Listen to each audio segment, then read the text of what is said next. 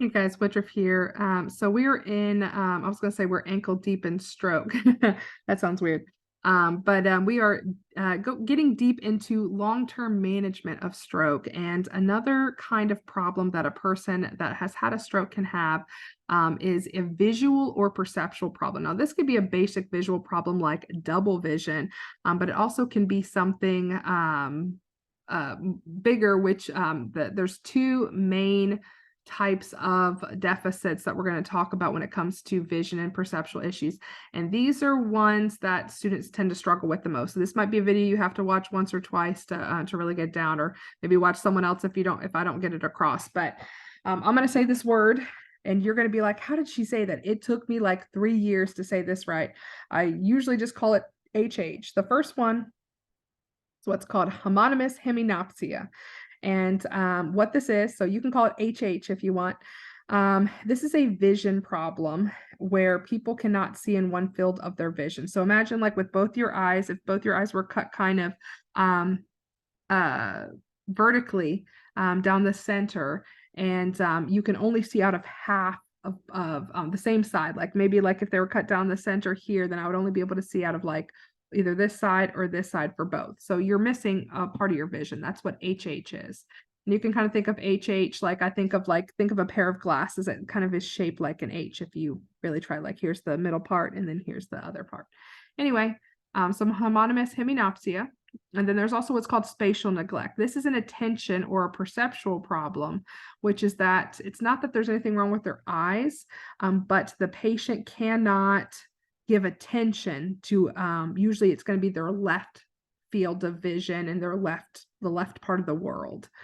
So, these are two very separate issues, but the thing that's hard about them is for both these patients, what's going to happen is like they're going to have a plate of food in front of them and they're only going to eat half of it because they either physically can't see it or, like, again, it's a perceptual thing where their brain is telling them, hey, the left side doesn't exist. Now, these people, like, no joke, like, especially like with the spatial neglect, when you go into the room, like, you approach them from that left side that they're neglecting, and they're not even going to look at you. Like I could be like over here talking to them and they're like, hi, how's it going? Like it's like I don't exist when I'm in this plane on the left side. So it's a very strange thing to experience if you've never seen it. um, so many people can have both, and it's really hard to differentiate them because they have similar symptoms. So a lot of times, a lot of these interventions, they're going to help with both, but I'm going to kind of break them down. You can either have the vision issue or the neglect issue. Now, people have asked in the past, can the HH get better? There are some treatments for it, but not really. We're usually just kind of adjusting, and the spatial neglect, we can do therapies to get that better. So with both these, we can treat it and make it better, but not actually fix the problem. They're still going to have that blindness most of the time with the HH. This is kind of what I'm talking about. Like to see out of half your vision, like this is what someone with HH sees. They just see out of half of both their eyes. And then also like, with the neglect and stuff like this, they only see half of the clock, half of this picture. Like someone asked them to look at this picture and redraw it. This is all they see. There's part of the world that literally they're not perceiving. So here's two scenarios. Let's do them.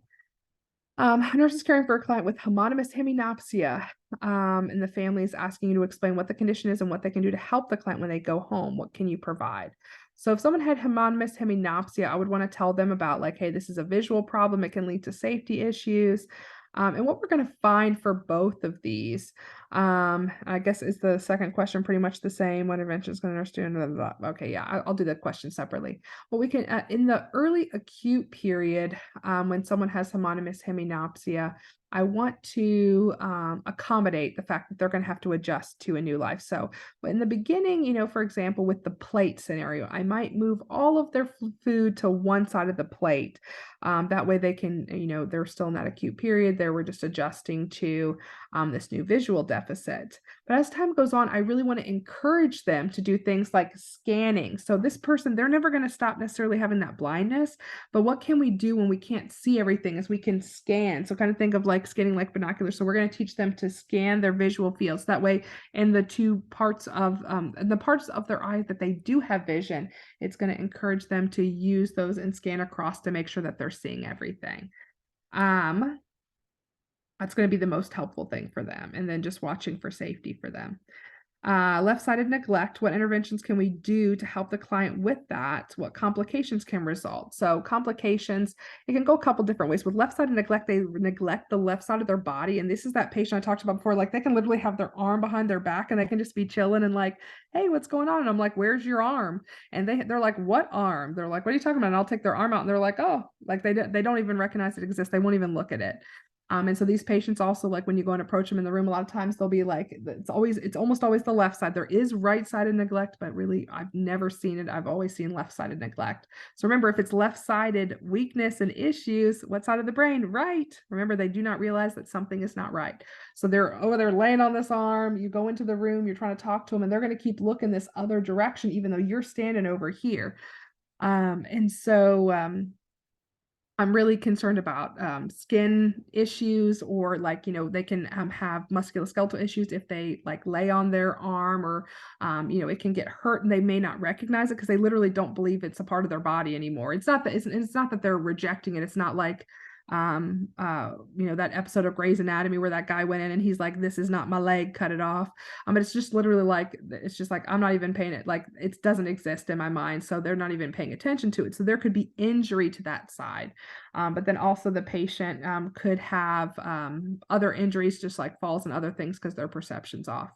But the big thing that we do for left-sided neglect is we give them reasons and encourage them to look towards that side. So this is where I usually tell the story about the guy that when I used to do rehab, what they did is they actually put a picture of a half-naked woman in the left side of his visual field, and they did that in order to help to encourage him to look towards that left side. So I know that sounds funny, and it is, but that was true, that the therapist did that to give him a reason to look to the left. So like on his own, he did not want to look to the left, but when they gave him something to look at, it gave him more reasons to want to look that way. So kind of summing that up, like I mentioned with the HH early, I'm going to put things in their visual field to help support them. But as time goes on, I want to teach them to scan or to give, I'm going to encourage them really to look to their that entire visual field.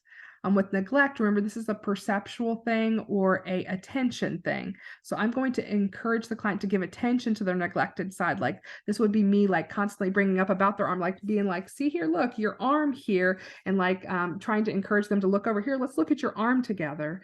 And then I might need to provide reminders. And then also like keep approaching them from that left side. Now it may seem like, oh, I should approach them from the right because they're going to see me over here. But if I approach from the left, it's going to give them a reason to have to start to turn their head. And you'll see it in the beginning, it's hard for them. And they may like be looking away, but with time, they're going to start to be able to look more midline and then over towards you. And so other things is I need to maybe provide them with reminders, like they may forget to dress one side of their body. They may only shave half of their face. I just want to provide reminders about that. Provide for safety and watch their limbs like I brought up. And if they do have double vision, then we can do a eye patch. All right, we have just a couple more videos left. See you for the next one.